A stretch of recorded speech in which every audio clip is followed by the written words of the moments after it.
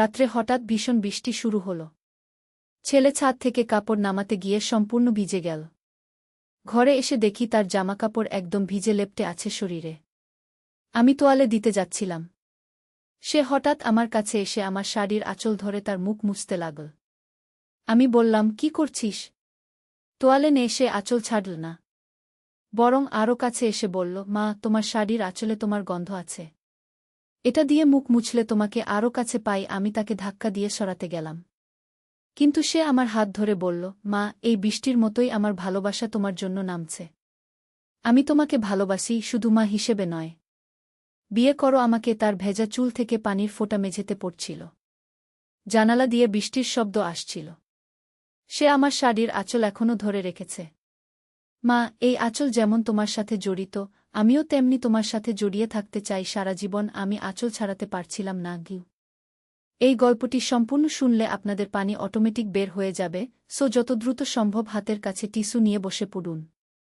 বিছানার চাদর যেন নষ্ট না হয় সেটা সম্পূর্ণ খেয়াল রাখার অনুরোধ জানিয়ে গল্পটি এখন শুরু করব। তার আগে সর্বশেষ অনুরোধ, দয়া করে এমন পানি বের করার গল্প নিয়মিত শুনতে আমাদের চ্যানেলটি সকলেই সাবস্ক্রাইব করুন। ধন্যবাদ। হ্যালো বন্ধুরা, আমার নাম প্রিয়াঙ্কা সেন। আমার বয়স ৩৯ বছর। আমার স্বামীর নাম রাহুল সেন, বয়স ৪২ বছর। আমাদের ২ সন্তান, সৌমিক আর রিনি। সৌমিক ১৮ বছর বয়সী, বিশ্ববিদ্যালয়ে পড়ে। রিনি ১৪ বছর বয়সী, মাধ্যমিক স্কুলে যায়। এই ঘটনাটি শুরু হয়েছিল গত বর্ষাকালে। আমাদের পুরনো বাড়িতে থাকি আমরা। বাড়িটা বেশ পুরনো, প্রায় ১০০ বছরের মতো হবে। দাদুর আমল থেকে এই বাড়িতেই থাকি। বাড়িটার অনেক রহস্য আছে। পুরনো আমলের বানানো উঁচু ছাদ, বড় বড় ঘর। মাঝে মাঝে অদ্ভুত শব্দ শোনা যায়। সেই রাতে বৃষ্টি শুরু হওয়ার আগে সৌমিক ছাদে কাপড় শুকাতে দিয়েছিল। হঠাৎ করে আকাশ কালো হয়ে গেল। বিজলি চমকাতে শুরু করল। আমি সৌমিককে ডাকলাম কাপড় নামানোর জন্য। সে দৌড়ে গিয়ে কাপড় নামাতে গেল, কিন্তু ততক্ষণে বৃষ্টি শুরু হয়ে গেছে। যখন সে ঘরে ফিরে এল, তখন তার অবস্থা দেখে আমি চিন্তিত হয়ে পড়লাম। সারা শরীর ভিজে গেছে, জামাকাপড় লেপ্টে আছে, চুল থেকে পানি টপটপ করে পড়ছে।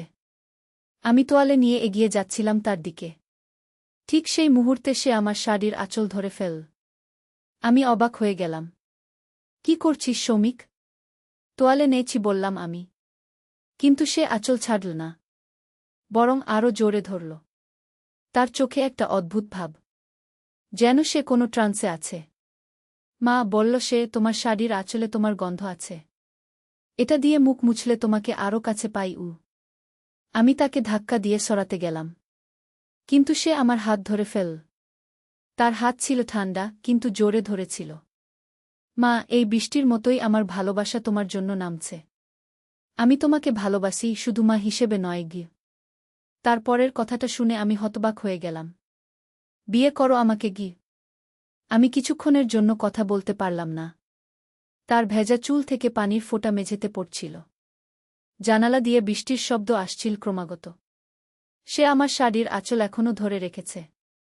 মা, বলল সে আবার, এই আঁচল যেমন তোমার সাথে জড়িত, আমিও তেমনি তোমার সাথে জড়িয়ে থাকতে চাই সারা জীবন। আমি আঁচল ছাড়াতে পারছিলাম না। তার হাতে এতটাই জোর ছিল। কিন্তু আরও অদ্ভুত ব্যাপার হল, সে যা বলছিল তা শুনতে শুনতে আমার মনে হচ্ছিল যেন এগুলো তার নিজের কথা নয়, যেন কেউ তার মুখ দিয়ে কথা বলাচ্ছে। সৌমিক, বললাম আমি, তুই কি বলছিস? তোর মাথা ঠিক আছে? কিন্তু সে শুধু তাকিয়ে রইল আমার দিকে। তার চোখে একটা অদ্ভুত আলো, যেন সে সম্মোহিত হয়ে আছে। আমি ভয় পেতে শুরু করলাম। তুই এমন কথা কেন বলছিস? জিজ্ঞাসা করলাম। সে বলল, মা, আমি জানি না কেন এমন লাগছে, কিন্তু যখন থেকে এই বাড়িতে ফিরে এসেছি তখন থেকেই মনে হচ্ছে যেন কেউ আমার ভিতরে কথা বলছে। আমি তোমাকে ভীষণ ভালোবাসি, কিন্তু এই ভালোবাসা, এটা স্বাভাবিক মায়ের প্রতি সন্তানের ভালোবাসা নয়। গে আমি আরও বেশি ভয় পেলাম। কি মানে এসব কথা? তুই আমার ছেলে? গি হ্যাঁ মা, বলল সে, আমি তোমার ছেলে। কিন্তু আমার মনে হচ্ছে আমি শুধু তোমার ছেলে নই, আমি তোমার। তোমার। সে কথা শেষ করতে পারল না। হঠাৎ করে তার চোখ বন্ধ হয়ে গেল। সে আমার আঁচল ছেড়ে দিয়ে মেঝেতে পড়ে গেল। আমি চিৎকার করে উঠলাম, সৌমিক! সৌমিক! রাহুল আর রিনি দৌড়ে এল। আমরা সৌমিককে বিছানায় নিয়ে গেলাম। তার জ্বর এসেছিল। সারারাত আমরা তার পাশে বসেছিলাম। পরের দিন সকালে যখন সে জেগে উঠল তখন সে স্বাভাবিক হয়ে গিয়েছিল। আমি তাকে গতরাতের ঘটনার কথা জিজ্ঞাসা করলাম। মা বলল সে আমার কিছুই মনে নেই। আমি শুধু মনে করতে পারছি যে আমি বৃষ্টিতে ভিজেছিলাম। তারপর আর কিছু মনে নেই। আমি ভাবলাম হয়তো জ্বরের কারণে এমন হয়েছিল। কিন্তু পরের কয়েকদিন ধরে অদ্ভুত ঘটনা ঘটতে থাকল। সৌমিক মাঝে মাঝে ট্রান্সের মতো অবস্থায় চলে যেত। সে আমার সাথে এমন কথা বলত যা একটা ছেলের মুখে মানানসি নয়। আমি চিন্তিত হয়ে পড়লাম। রাহুলের সাথে কথা বললাম। সে বলল হয়তো বয়সের কারণে এমন হচ্ছে। অনেক ছেলের এমন হয়। মার প্রতি অতিরিক্ত টান তৈরি হয়। কিন্তু আমার মনে হচ্ছিল এটা স্বাভাবিক কিছু নয়। আমি আমাদের পুরনো বাড়ির ইতিহাস নিয়ে খোঁজখবর নিতে শুরু করলাম।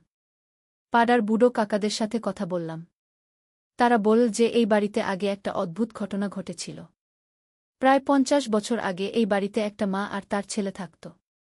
ছেলেটার বয়স ছিল 18-19-এর মতো। সে তার মায়ের প্রেমে পড়ে গিয়েছিল। মায়ের সাথে বিয়ে করতে চেয়েছিল। মা অবশ্যই রাজি হয়নি। কিন্তু ছেলে পাগল হয়ে গিয়েছিল। সে মাকে জোর করে বিয়ে করার চেষ্টা করেছিল। শেষে মা আত্মহত্যা করেছিল। ছেলেও পরে আত্মহত্যা করেছিল। এই কাহিনী শুনে আমার গা ছমছম করে উঠল।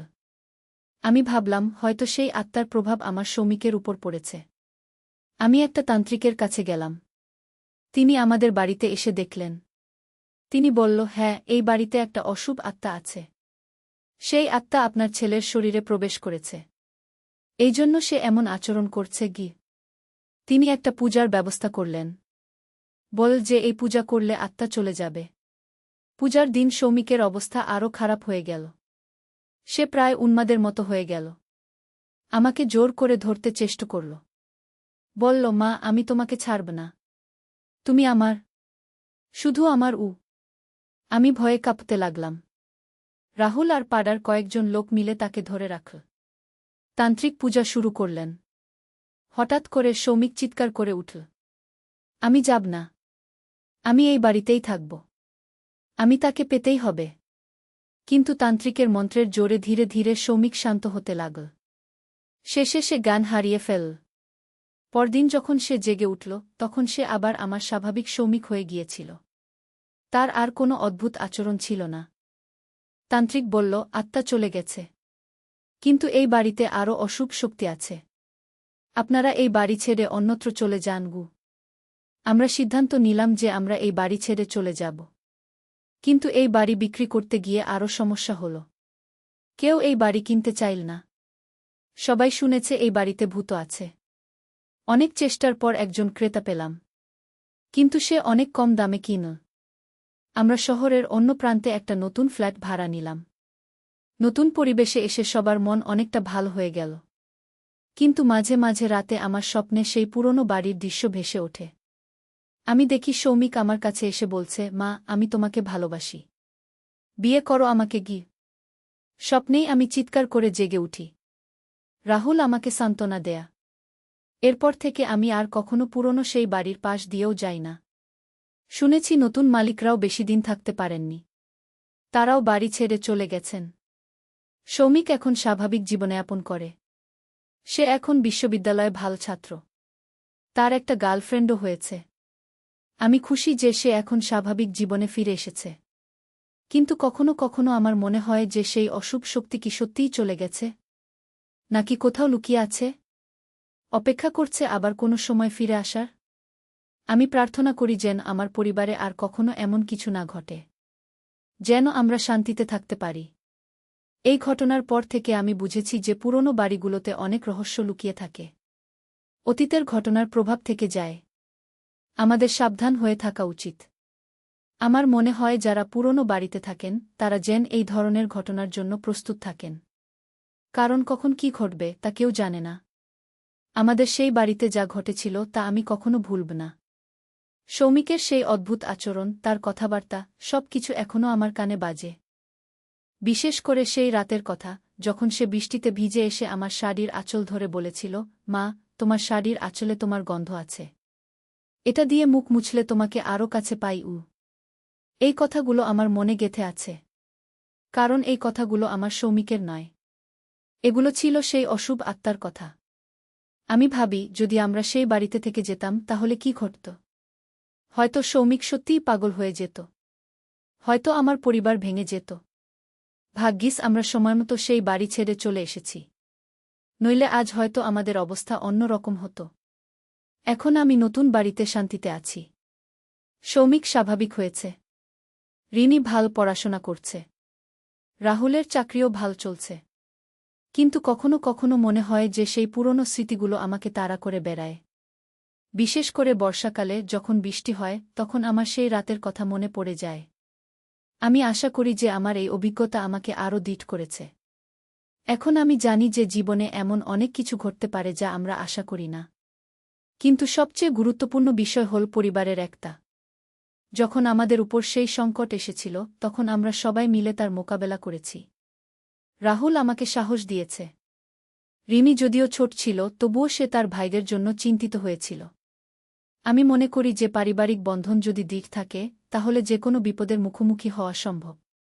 সেই বৃষ্টির রাতের পর থেকে আমি আরও ধার্মিক হয়ে উঠেছি। নিয়মিত পূজাপার্বণ করি। মন্দিরে যাই। প্রার্থনা করি যেন আমার পরিবার সুরক্ষিত থাকে। আমি দেখেছি যে ভক্তি এবং বিশ্বাস মানুষকে অনেক শক্তি দেয়। যখন আমি প্রার্থনা করি, তখন মনে হয় যেন একটা সুরক্ষা কবচ আমাদের চারপাশে তৈরি হয়ে যায়। এখন সৌমিক বিশ্ববিদ্যালয়ে পড়ছে। সে ইঞ্জিনিয়ারিং নিয়ে পড়াশোনা করছে। তার স্বপ্ন হল একদিন বড় ইঞ্জিনিয়ার হওয়া। আমি তার স্বপ্ন পূরণে সাহায্য করছি। তার একটা মেয়েবন্ধু আছে। নাম অনন্যা। খুব ভালো মেয়ে। আমি তাকে পছন্দ করি। আমি চাই সৌমিক খুশি থাকুক। তার স্বাভাবিক জীবন হোক। রিমি এখন ক্লাস 9-এ পড়ে। সে খুব মেধাবী। তার ইচ্ছা ডাক্তার হওয়ার। আমি তাকেও সাহায্য করছি তার স্বপ্ন পূরণে। রাহুলের চাকরি ভাল চলছে। সে একটা কোম্পানিতে ম্যানেজার হিসেবে কাজ করে। তার আয় ভালো। আমরা স্বচ্ছন্দে জীবনযাপন করতে পারছি। আমি নিজেও একটা ছোট ব্যবসা শুরু করেছি। বাড়িতে বসে সেলাইয়ের কাজ করি। এতে আমার মন ভালো লাগে এবং কিছু আজও হয়। কিন্তু মাঝে মাঝে রাতে যখন বৃষ্টি হয়, তখন আমার সেই দিনের কথা মনে পড়ে যায়। মনে পড়ে যায় সৌমিকের সেই কথাগুলো। মা, এই আঁচল যেমন তোমার সাথে জড়িত, আমিও তেমনি তোমার সাথে জড়িয়ে থাকতে চাই সারা জীবন। এই কথাগুলো আমার কানে এখনো বাজে। কিন্তু আমি নিজেকে মনে করিয়ে দিই যে এগুলো আমার সৌমিকের কথা ছিল না। এগুলো ছিল সেই অশুভ আত্মার কথা। আমার সৌমিক এখন সুস্থ স্বাভাবিক। সে একটা ভাল ছেলে। তার মধ্যে কোনো অস্বাভাবিকতা নেই। আমি খুশি যে সে এখন ভালো আছে। আমি আশা করি যে আমাদের জীবনে আর কখনো এমন কিছু ঘটবে না। আমরা শান্তিতে এবং খুশিতে থাকব। কিন্তু যদি কখনো এমন কিছু ঘটে, তাহলে আমি জানি যে আমাদের কি করতে হবে। আমি জানি যে পরিবারের সবাই মিলে যে কোনো বিপদের মুখোমুখি হতে পারি। আমি অন্য মায়েদের পরামর্শ দেব যে তারা যেন তাদের সন্তানদের উপর নজর রাখেন। যদি কোনো অস্বাভাবিক আচরণ দেখেন, তাহলে যেন দেরি না করে ব্যবস্থা নেন। কারণ কিছু জিনিস যদি সময়মতো সামলানো না যায়, তাহলে তা খুব ভয়াবহ রূপ নিতে পারে। আমার এই গল্প শুনে হয়তো অনেকে বলবেন যে এগুলো কুসংস্কার। কিন্তু আমি জানি যে এগুলো সত্য। আমি নিজের চোখে দেখেছি এবং অনুভব করেছি। আমি চাই না যে আর কোনো পরিবারকে এমন কষ্ট ভোগ করতে হয়। আমার মনে আছে সেই রাতে তান্ত্রিক যখন পূজা করছিলেন, তখন সৌমিক যা বলেছিল। সে বলেছিল, আমি যাব না। আমি এই বাড়িতেই থাকব। আমি তাকে পেতেই হবে। এই কথাগুলো শুনে আমার মনে হয়েছিল যেন কেউ আমার হৃদয়ে আগুন জ্বালিয়ে দিয়েছে। একজন মা হিসেবে এর চেয়ে কষ্টের আর কি হতে পারে? কিন্তু আমি ধৈর্য ধরেছিলাম। আমি জানতাম যে এগুলো আমার সৌমিকের কথা নয়। আমি জানতাম যে তাকে সাহায্যের প্রয়োজন। এখন যখন আমি পেছনে তাকিয়ে দেখি, তখন মনে হয় যে আমরা সঠিক সিদ্ধান্ত নিয়েছিলাম। আমরা সেই বাড়ি ছেড়ে চলে এসেছি। আমরা সৌমিককে সাহায্য করেছি। আমি গর্বিত যে আমরা একসাথে থেকে এই বিপদের মুখোমুখি হয়েছি।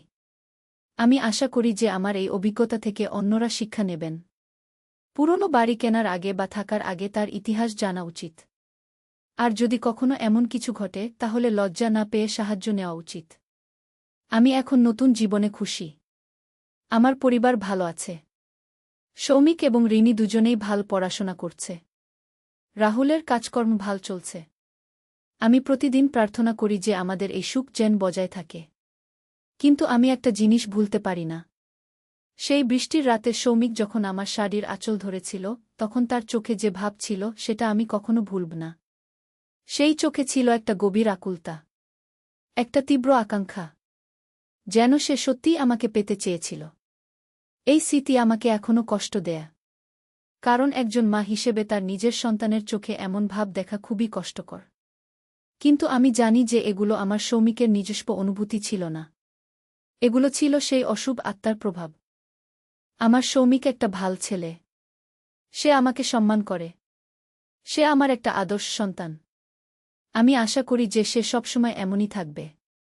আমার এই গল্পের শেষে আমি বলতে চাই যে জীবনে অনেক রহস্য আছে।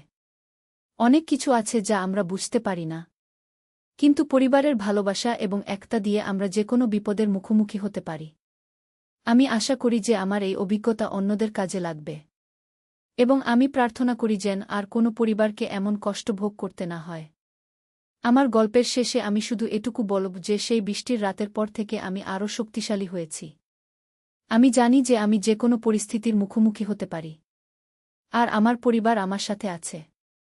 এটাই আমার সবচেয়ে বড় শক্তি। আমি আশা করি যে আমাদের ভবিষ্যৎ উজ্জ্বল হবে। আমরা সুখে শান্তিতে থাকব। এবং সেই অন্ধকার দিনগুলোর কথা ধীরে ধীরে ভুলে যাব। তবে আমি সবসময় সতর্ক থাকব। কারণ আমি জানি যে জীবনে কখন কি ঘটতে পারে। আর আমি সবসময় প্রস্তুত থাকব আমার পরিবারকে রক্ষা করার জন্য। কারণ একজন মা হিসেবে এটাই আমার সবচেয়ে বড় দায়িত্ব। এই ছিল আমার সেই বৃষ্টির রাতের অভিজ্ঞতা এবং তার পরবর্তী ঘটনাগুলোর গল্প। আমি আশা করি এই গল্প থেকে অন্যরা কিছু শিক্ষা নিতে পারবেন। এবং যদি কখনো এমন পরিস্থিতির মুখোমুখি হন, তাহলে মনে রাখবেন যে আপনি একা নন। সাহায্য আছে। শুধু সাহস রাখতে হবে এবং সঠিক সিদ্ধান্ত নিতে হবে। আমি প্রার্থনা করি যে আমার এই গল্প শুনে অনেকেই উপকৃত হবেন। এবং আমি আশা করি যে আর কারো জীবনে এমন দুঃখজনক ঘটনা ঘটবে না। ধন্যবাদ সবাইকে আমার গল্প ধৈর্য সহকারে শোনার জন্য। আমি আশা করি আপনাদের ভাল লেগেছে এবং কিছু শিক্ষণীয় বিষয় পেয়েছেন। আবারও ধন্যবাদ এবং আমাদের চ্যানেলটি সাবস্ক্রাইব করতে ভুলবেন না। বিজ্ঞতা থেকে অন্যরা শিক্ষা নেবেন। পুরনো বাড়িতে থাকার আগে তার ইতিহাস জেনে নেওয়া উচিত। আর যদি কখনো এমন কিছু ঘটে, তাহলে দেরি না করে দ্রুত সমাধানের চেষ্টা করা উচিত। কারণ কিছু জিনিস যদি সময়মতো সামলানো না যায়, তাহলে তা আরও বড় আকার ধারণ করতে পারে। আমি এখনও মনে মনে প্রার্থনা করি যে আমার পরিবারের সবাই যেন সুস্থ থাকে। আর যেন আর কখনো এমন কিছু না ঘটে। সেই বৃষ্টির রাতের পর থেকে আমি বুঝেছি যে জীবনে অনেক রহস্য আছে যা আমরা বুঝতে পারি না।